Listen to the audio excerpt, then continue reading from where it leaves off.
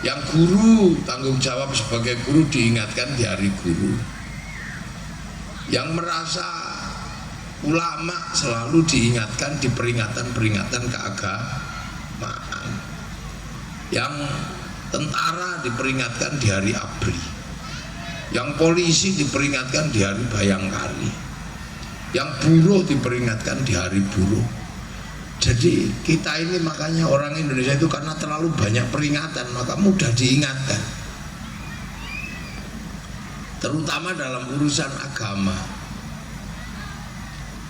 Ini urusan agama kita ini banyak sekali peringatan dan semuanya dibiayai oleh masyarakat. Semuanya dibiayai masyarakat. Kita hitung aja 1 bulan Maulid itu misalnya 1 kali panggung peringatan itu 50 sampai 100 juta itu habis. Itu kalau sak Kabupaten Kampar dalam 1 bulan Maulid itu berapa ratus juta itu. Mungkin miliar itu.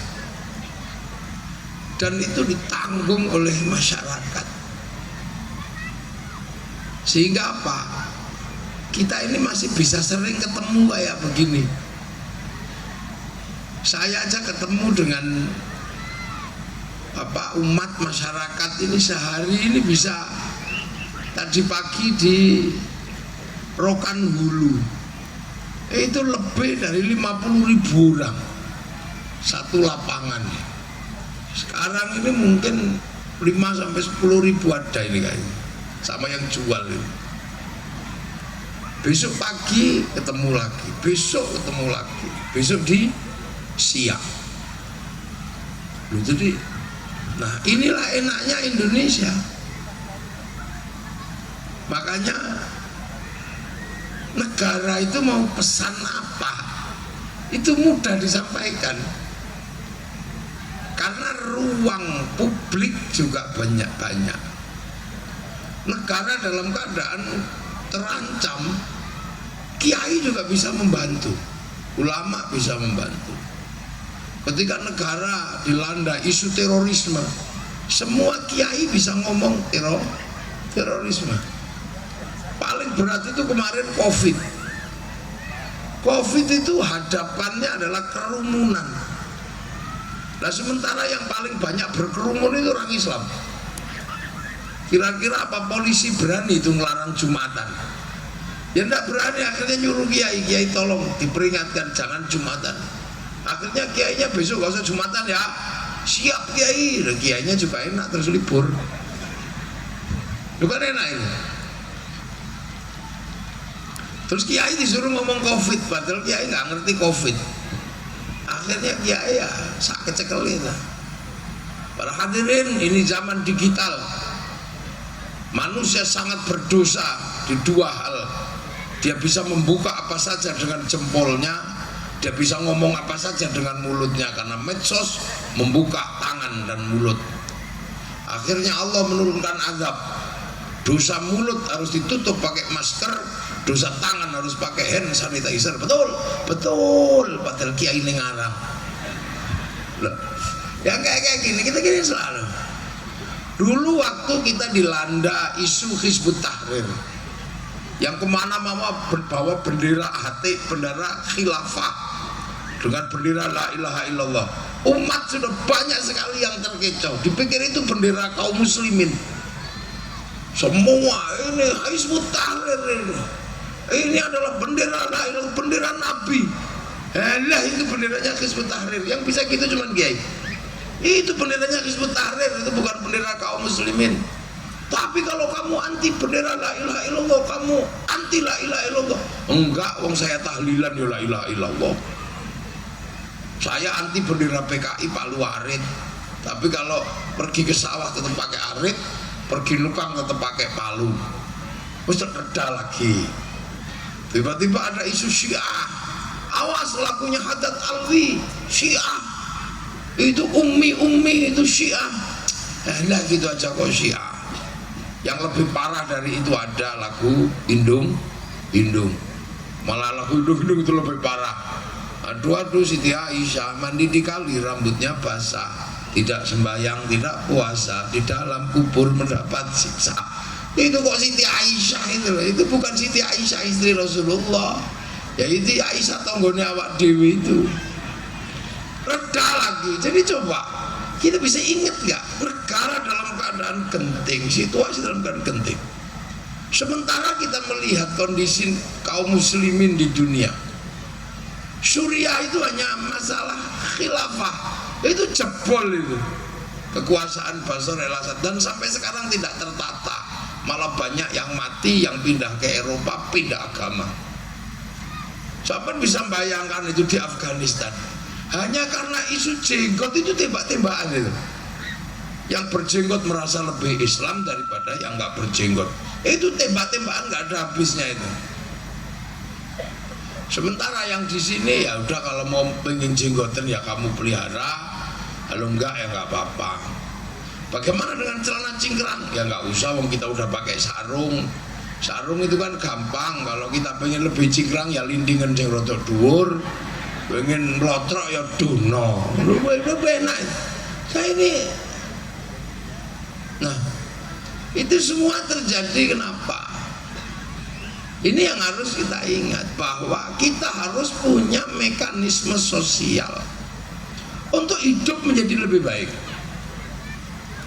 Kita harus punya cara agar hidup ini lebih baik. Karena manusia itu hidupnya ini sudah punya sejarah panjang. Jangan sampai manusia ini mundur. Dia harus selalu ke depan dan lebih baik. Nah, agar manusia nggak mundur, manusia harus mengerti masa lalu. Makanya salah satu pelajaran di dalam Islam itu adalah pelajaran memahami masa lalu. Karena manusia ini kan terus maju. Kita yang kemarin bangga, ini nggak usah yang mundur ke belakang. Kita yang kemarin bangga karena kita punya wartel 10. Tahu-tahu sekarang wartel itu hilang. Kita yang kemarin bangga karena apa?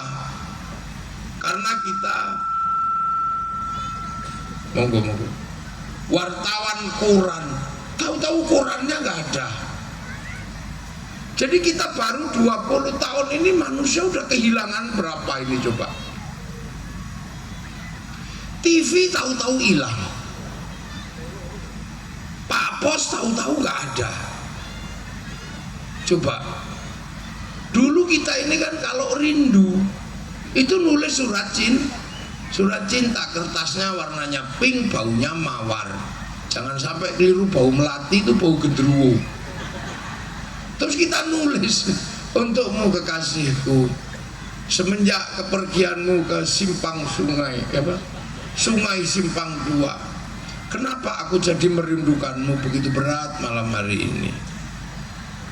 Di saat aku merindukanmu, malah yang terbayang adalah wajah bapakmu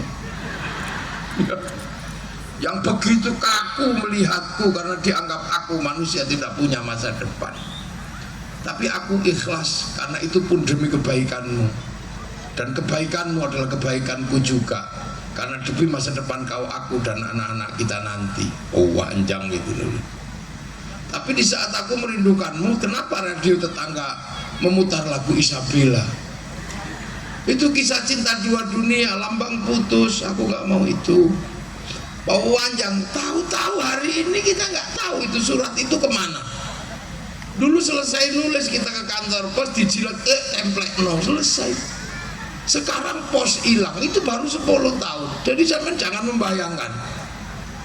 Jangan kamu kira manusia itu statis. Manusia itu enggak, berkembang, bergerak. Di sekeliling kita dulu kita sering lihat terenggiling, sekarang nggak ada. Landak hilang, Ulo Sowo tahu-tahu hilang. Banyak yang hilang. Coba, kursusan hilang. Dulu ibu-ibu itu kalau diundang bupati, saya mau menikahkan anak gitu, kita bingung dandannya kayak apa. Sekarang nggak ada ibu-ibu bingung, tinggal buka HP make up artis, udah selesai. Jadi yang kemarin kita agung-agungkan tahu-tahu hilang. Cepetnya luar biasa loh manusia ini. Dan kita nggak tahu 10 tahun ke depan.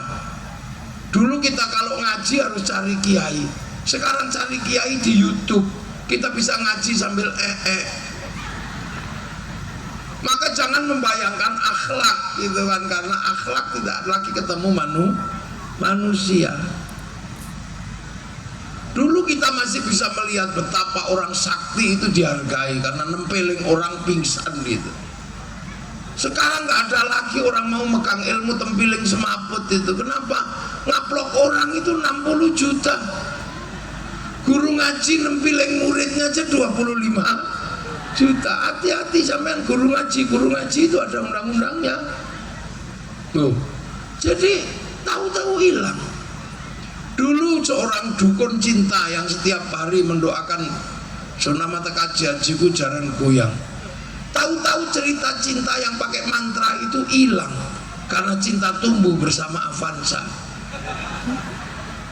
Ya betapa, ini hidup sampean yang hidup di tahun lahir di tahun 90-an. Itu aja sudah melewati masa di mana manusia ini. Loh, itu tidak hanya terjadi kalau yang lebih gede, bahkan Tuhan pun ada yang pensiun. Nah, jadi kira Tuhan pun ada yang expired sudah. Betapa dulu orang Yunani punya Tuhan namanya Zeus. Zeus menikah dengan Hera, punya anak Hercules. Tuhan itu pensiun, sekarang nggak ada lagi yang nyembah. Dulu orang Iran itu punya Tuhan api, agamanya Majusi atau Zoroaster. Sekarang mana ada lagi orang nyembah api, karena korek api bisa dibeli di mana. Dulu api itu susah. Sampai orang Majusi, orang Parsi yang sekarang Iran itu kalau nyembah api ditaruh di bangunan tinggi namanya Manaro. Begitu expired, bangunan tingginya ditaruh depan masjid, apinya dibuang, maka Manaro berada di depan masjid. Sampai sini dikenal dengan nama menara. Itu karena Tuhannya expired. Yo Kang, jadi saya mau cerita. Jadi jangan kamu kira apa yang hari ini mapan, belum tentu masa depan kita itu masih seperti itu.